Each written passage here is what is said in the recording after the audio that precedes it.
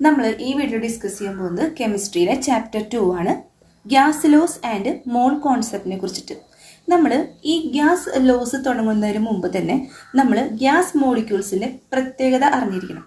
ഇവിടെ ഗ്യാസ് മോളിക്യൂൾസിനെ കുറിച്ച് പഠിക്കുമ്പോൾ ഇതിൽ ചില പോയിന്റ്സ് ഉണ്ട്. അതായത് ഗ്യാസ് മോളിക്യൂൾസിൻ്റെ എനർജി. ഫസ്റ്റ് പോയിന്റ് ആണ് ഗ്യാസ് മോളിക്യൂൾസിൻ്റെ എനർജി. ഈ ഗ്യാസ് മോളിക്യൂൾസിൻ്റെ എനർജി എന്ന് പറയുന്നത് ഭയങ്കര ഹൈ ആയിരിക്കും. അതായത് ഇത് എവിടെ ഒരു ഗ്യാസ് എവിടെ കൊണ്ട് നിറച്ചാലും അതിൻ്റെ മോളിക്യൂൾസ് എന്ന് പറയുന്നത് റാപ്പിഡായിട്ട് മൂവ് ചെയ്യാൻ പറ്റും. എല്ലാ ഡയറക്ഷനിലേക്കും പെട്ടെന്ന് വ്യാപിക്കാൻ പറ്റുന്ന രീതിയിലുള്ള മോളിക്യൂൾസ് ആണ് ഗ്യാസ് മോളിക്യൂൾസ്. അതുകൊണ്ട് തന്നെ എനർജി ഭയങ്കര ഹൈ ആയിരിക്കും. അതുപോലെ തന്നെ ഇവയുടെ ഫ്രീഡം ഓഫ് മൂവ്മെൻറ്റ്, ഫ്രീഡം എങ്ങനെയായിരിക്കും? ഇവർ റാപ്പിഡായിട്ട് എല്ലാ ഡയറക്ഷനിലേക്കും പെട്ടെന്ന് വ്യാപിക്കുന്നത് കൊണ്ട് ഫ്രീഡം ഓഫ് മൂവ്മെൻറ്റ് എന്ന് പറയുന്നത് എന്തായിരിക്കും? ഹൈ ആയിരിക്കും. ഇപ്പോൾ രണ്ട് കാര്യങ്ങൾ, എനർജി അതേപോലെ തന്നെ ഫ്രീഡം ഓഫ് മൂവ്മെൻറ്റ് ഹൈ ആയിരിക്കും. അതുപോലെ തന്നെ distance between the molecule, distance between the molecule എന്ന് പറയുന്നത് എങ്ങനെയായിരിക്കും? ഒരു സംഭവത്തിൽ അല്ലെങ്കിൽ ഒരു കണ്ടെയ്നറിൽ ഗ്യാസ് നിറയ്ക്കുമ്പോൾ ഇവിടുത്തെ ഒരു മോളിക്യൂൾ ഇവിടെയാണെങ്കിൽ അടുത്തത് ഇവിടെ ആയിരിക്കും, അടുത്തത് ഇവിടെ ആയിരിക്കും, അകന്നകന്ന് പോകാനാണ് നോക്കുക. അപ്പോൾ ഡിസ്റ്റൻസ് എങ്ങനെയായിരിക്കും? കൂടുതലായിരിക്കും, ഹൈ ആയിരിക്കും. ഇവ അടുത്തടുത്തല്ല എപ്പോഴും മെയിൻറ്റെയിൻ ചെയ്യുക. എവിടേക്കൊക്കെ ഏതൊക്കെ ഡയറക്ഷനിലേക്ക് വ്യാപിക്കാൻ പറ്റുമോ അത്രയും ദൂരത്തേക്ക് അവ പോകും. അപ്പോൾ ഡിസ്റ്റൻസ് ബിറ്റ്വീൻ ദ മോളിക്യൂൾസും ഹൈ ആയിരിക്കും. അടുത്തൊരു പോയിന്റ് ഇമ്പോർട്ടൻ്റ് ആണ്, ഫോഴ്സ് ഓഫ് അട്രാക്ഷൻ അല്ലെങ്കിൽ അട്രാക്ഷൻ ബിറ്റ്വീൻ ദ മോളിക്യൂൾ. ഈ മോളിക്യൂളും തമ്മിലുള്ള ഫോഴ്സ് ഓഫ് അട്രാക്ഷൻ എങ്ങനെയായിരിക്കും? ഭയങ്കര കുറവായിരിക്കും. അതായത് ഈ രണ്ട് മോളിക്യൂള് വളരെ അകലത്തിൽ സ്ഥിതി ചെയ്യുന്നത് കൊണ്ട് അല്ലെങ്കിൽ അകലെ ഇവരുടെ ഡിസ്റ്റൻസ് കൂടുതലായതുകൊണ്ട് ഇവ തമ്മിലുള്ള ഫോഴ്സ് ഓഫ് അട്രാക്ഷൻ, എങ്ങനെയായിരിക്കും? കുറവായിരിക്കും, അതായത് ലോ ആയിരിക്കും. 3 കാര്യങ്ങളാണ് ഗ്യാസ് മോളിക്യൂൾസിന്റെ കോൺസെപ്റ്റിൽ വരുന്നത്. ഒന്ന് energy, freedom, distance between the molecule. Energy of molecule high ആണ്, ഫ്രീഡം ഓഫ് മോളിക്യൂൾ ഹൈ ആണ്, ഡിസ്റ്റൻസ് ബിറ്റ്വീൻ ദ മോളിക്യൂളും വളരെ അകലത്തിൽ സ്ഥിതി ചെയ്യുന്നതുകൊണ്ട് ഡിസ്റ്റൻസും കൂടുതലാണ്. എന്നാൽ ഫോഴ്സ് ഓഫ് അട്രാക്ഷൻ വളരെ കുറവാണ്. അതായത് അകന്നു പോകും തോറും അവരുടെ ഫോഴ്സ് ഓഫ് അട്രാക്ഷൻ എന്ന് പറയുന്നത് കുറവായിരിക്കും. അടുത്ത് നമ്മൾ പഠിക്കാൻ പോകുന്നത് വോളിയം, ഗ്യാസ് മോളിക്യൂൾസിന്റെ വോളിയത്തെ കുറിച്ചിട്ടാണ്. ഇവിടെ മെയിൻ ആയിട്ടൊരു പോയിന്റ് എന്താണെന്ന് വെച്ച് കഴിഞ്ഞാൽ ഗ്യാസിന് ഒരു പ്രത്യേക രീതിയിലുള്ള വോളിയം ഇല്ല. ഏത് പാത്രത്തിലാണോ ഈ ഗ്യാസ് ഒക്കുപ്പൈ ചെയ്യുന്നത് ആ പാത്രത്തിന്റെ വോളിയം ആയിരിക്കും ആ ഗ്യാസിനുള്ളത്. ഇപ്പോൾ 1 ലിറ്റർ ഉള്ള കണ്ടെയ്നറിലാണ് ഗ്യാസ് നിറച്ചതെങ്കിൽ 1 ലിറ്റർ ആണെങ്കിൽ അതിൻ്റെ വോളിയം എന്ന് പറയുന്നത് 1 ലിറ്റർ തന്നെയായിരിക്കും. ഇനി 10 ലിറ്ററിലുള്ള ഒരു കണ്ടെയ്നറിലാണ് ഗ്യാസ് നിറച്ചതെങ്കിൽ അതിൻ്റെ വോളിയം എന്തായിരിക്കും? 10 ലിറ്റർ ആയിരിക്കും. കഴിഞ്ഞ പരീക്ഷയ്ക്ക് ഒരു ക്വസ്റ്റ്യൻ ചോദിച്ചിട്ടുണ്ടായിരുന്നു. ഇവിടെ 1 ലിറ്റർ ഉള്ള ഒരു കണ്ടെയ്നർ, 1 ലിറ്റർ. അപ്പോൾ ഇതിലുള്ള ഗ്യാസ് മോളിക്യൂൾസിനെ കംപ്ലീറ്റ് ആയിട്ട് നമ്മൾ 5 ലിറ്റർ ഉള്ള ഒരു കണ്ടെയ്നറിലേക്ക് ട്രാൻസ്ഫർ ചെയ്തു. അങ്ങനെയാണെങ്കിൽ ഈ ഗ്യാസിൻ്റെ വോളിയം എത്രയെന്നാണ് ചോദിച്ചേക്കുന്നത്. അപ്പോൾ ഇവിടുത്തെ കണ്ടെയ്നർ 1 ലിറ്റർ ആണ്. ഇതിലുള്ള ഗ്യാസിനെ മാത്രമേ നമ്മൾ 5 ലിറ്റർ ഉള്ളൊരു കണ്ടെയ്നറിലേക്ക് മൊത്തം ട്രാൻസ്ഫർ ചെയ്ത് കൊടുത്തു. അപ്പോൾ ഈ ഗ്യാസിൻ്റെ ഇവിടെയുള്ള ഗ്യാസ് മോളിക്യൂൾസിൻ്റെ വോളിയം എത്രയാണെന്നാണ് ചോദിച്ചേക്കുന്നത്. ഒന്നും പറയാനില്ല, ഇവിടെ വോളിയം എന്ന് പറയുന്നത് 5 ലിറ്റർ ആയിരിക്കും. ഇനി ഈ സംഭവത്തിനെ 10 ലിറ്ററിലേക്ക് കൊടുത്താലും ഇവിടുത്തെ വോളിയം എത്രയായിരിക്കും?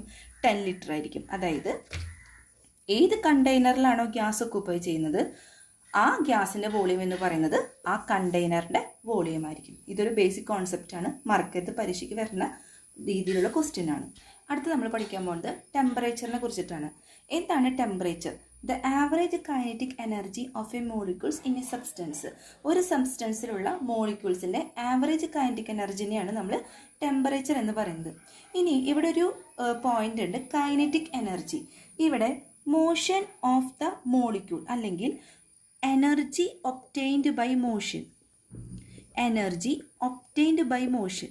ഒരു മോളിക്യൂൾസിന് എനർജി കിട്ടുന്നത് മൂവ്മെൻറ്റ് അഥവാ മോഷൻ വഴിയാണെങ്കിൽ, അതായത് അവർ സഞ്ചരിക്കുന്നതിലൂടെ അല്ലെങ്കിൽ മൂവ് ചെയ്യുന്നതിലൂടെയാണ് എനർജി കിട്ടുന്നതെങ്കിൽ ആ എനർജി എന്ന് പറയുന്നത് എപ്പോഴും കൈനറ്റിക് എനർജി ആയിരിക്കും. ഇവിടെ പരീക്ഷയ്ക്ക് വരും, energy obtained by motion is always kinetic energy or potential energy. പലരും പൊട്ടൻഷ്യൽ എനർജിനെ എഴുതി വെച്ച് കണ്ടിട്ടുണ്ട്. പൊട്ടൻഷ്യൽ എനർജി അല്ല, കൈനറ്റിക് എനർജിയാണ്. The energy obtained by motion എന്ന് പറയുന്നത് കൈനറ്റിക് എനർജിയാണ്.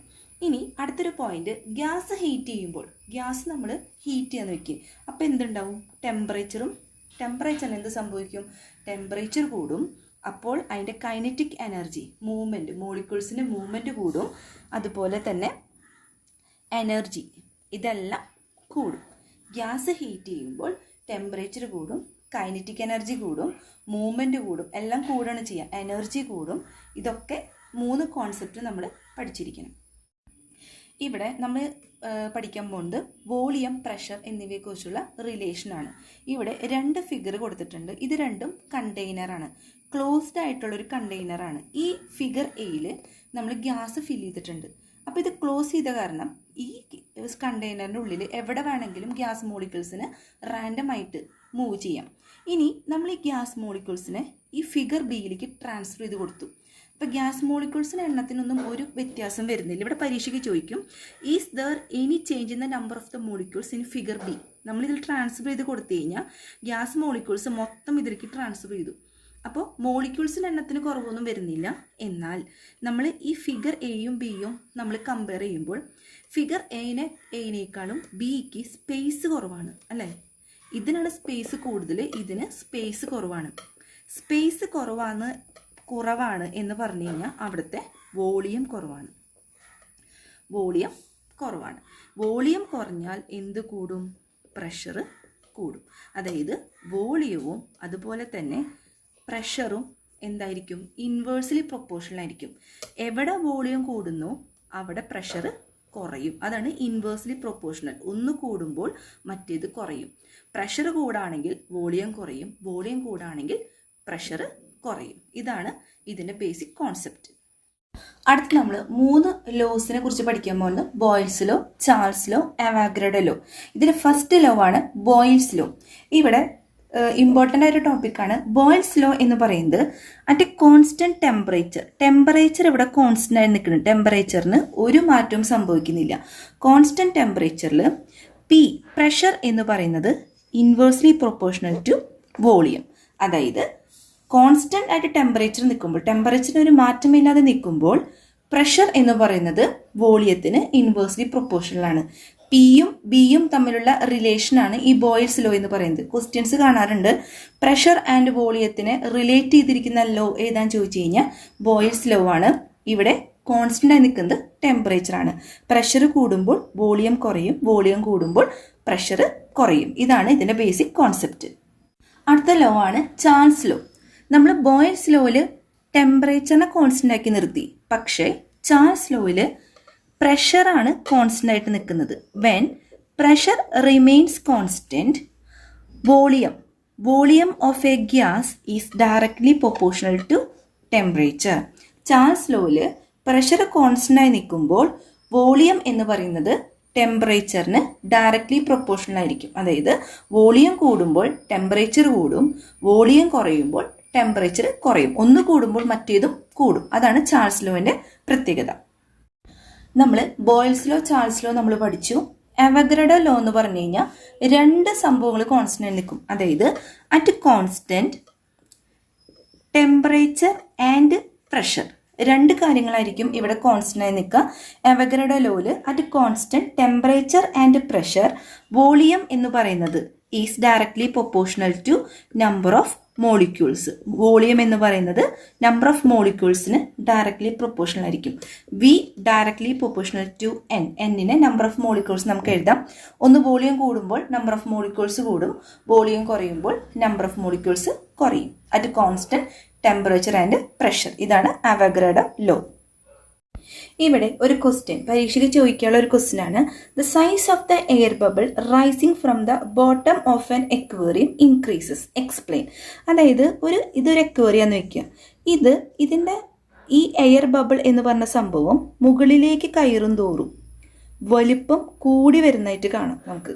അതായത് ഇവിടുന്ന് ബോട്ടത്തിൽ നിന്ന് ചെറുതായിരിക്കും, പിന്നെ അതങ്ങോട്ട് കൂടി കൂടി കൂടി മുകളിലേക്ക് പോകും തോറും കൂടി വരുന്നതായിട്ട് നമുക്ക് കാണാം. അതെന്താണ്? ഇവിടെ എയർ ബബിൾസിന്റെ സൈസ് അഥവാ വോളിയം അഥവാ സ്പേസ് എന്നൊക്കെ പറയുന്നത് കൂടി വരാണെങ്കിൽ ഒറ്റ അർത്ഥമുള്ളൂ, മുകളിലേക്ക് കയറും തോറും പ്രഷർ കുറഞ്ഞുകൊണ്ടിരിക്കും. അതായത് liquid pressure at the bottom ഏറ്റവും സൈസ് കുറവായിരിക്കുന്നത് അക്വേറിയത്തിന്റെ അടിയിലാണ്. അപ്പോൾ അവിടെ എന്തായിരിക്കും, ലിക്വിഡ് പ്രഷർ ഭയങ്കര കൂടുതലായിരിക്കും. അതുകൊണ്ട് തന്നെ സൈസ് ഓഫ് ബബിൾ എന്ന് പറയുന്നത് കുറവായിരിക്കും. പ്രഷർ കൂടുകൊണ്ട് സൈസ് കുറവായിരിക്കും. ഇനി ഈ ബബിള് സ്ലോലി മുകളിലേക്ക് കയറും തോറും പ്രഷർ എന്ത് ചെയ്തുകൊണ്ടിരിക്കും, പ്രഷർ കുറഞ്ഞുകൊണ്ടിരിക്കും. പ്രഷർ കുറഞ്ഞുകൊണ്ടിരിക്കുമ്പോൾ ഈ ബബിള് മുകളിലേക്ക് എത്തും തോറും അതിന്റെ സൈസ് കൂടി വരുന്നതായിട്ട് കാണാം.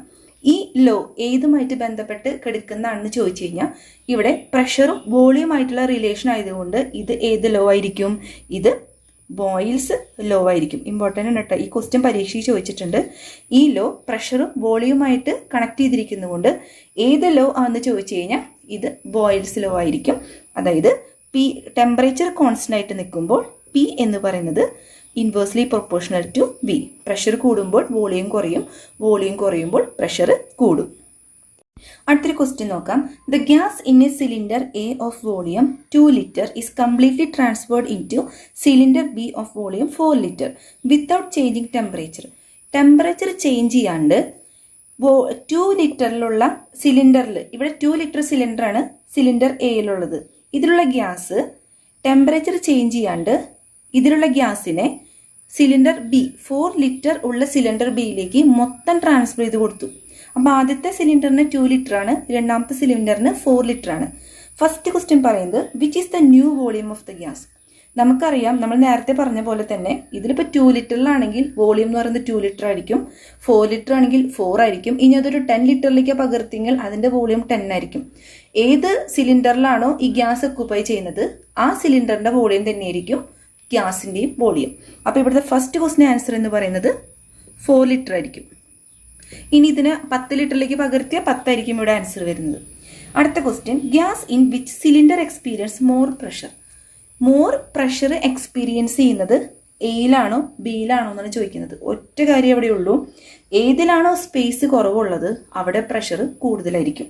അപ്പം മോർ പ്രഷർ ഏതിലായിരിക്കും, എ സിലിണ്ടറിലായിരിക്കും മോർ പ്രഷർ. അതായത് സ്പേസ് കുറയും തോറും പ്രഷർ കൂടും, അതായത് വോളിയം കുറയും തോറും പ്രഷർ കൂടും. അതായത് ബോയിൽസ് ലോ ആയിട്ട് കണക്ട് ചെയ്യുന്ന ഒരു ക്വസ്റ്റ്യൻ ആണിത്. ഇവിടെ ഒരു ക്വസ്റ്റ്യൻ തന്നേക്കാണ്. The data of an experiment conducted on a fixed mass of a gas at constant pressure. Constant pressure എന്ന് പറയുമ്പോൾ തന്നെ ഏത് ഗ്യാസ് ലോ നമുക്ക് കിട്ടി, വോളിയം ടെമ്പറേച്ചർ ആയിട്ടുള്ള റിലേഷനാണ് ഇവിടെ വരുന്നത്. അറ്റ് കോൺസ്റ്റന്റ് പ്രഷർ എന്ന് പറയുമ്പോൾ രണ്ടാമത്തെ ക്വസ്റ്റ്യൻ നോക്കിയാൽ which gas law is illustrated here. ഏത് ഗ്യാസ് ലോ ആണ് ഇവിടെ ഇല്ലുസ്ട്രേറ്റ് ചെയ്തേക്കുന്നത്, ചാൾസ് ലോ.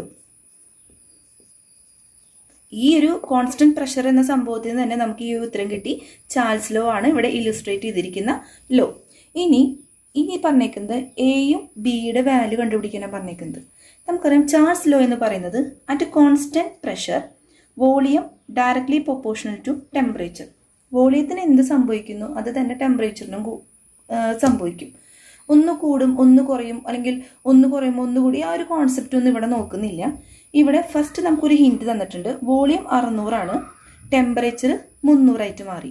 അപ്പോൾ അടുത്തത് വോളിയം 800 ആണെങ്കിൽ ടെമ്പറേച്ചറും അതിൻ്റെ ഹാഫ് ആയിരിക്കും, അതായത് 400 ആയിരിക്കും. ഇനി ടെമ്പറേച്ചർ ഇവിടെ 450 തന്നിട്ടുണ്ട്.